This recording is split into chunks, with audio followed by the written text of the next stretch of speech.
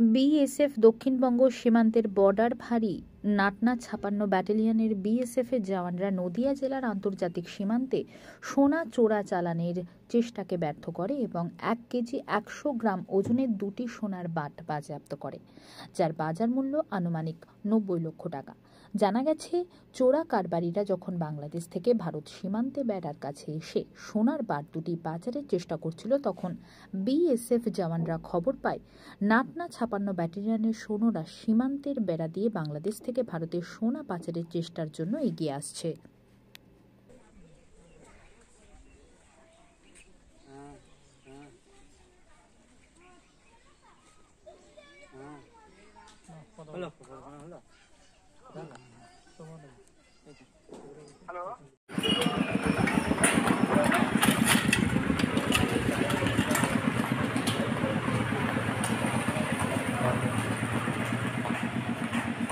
video करता हूँ कुछ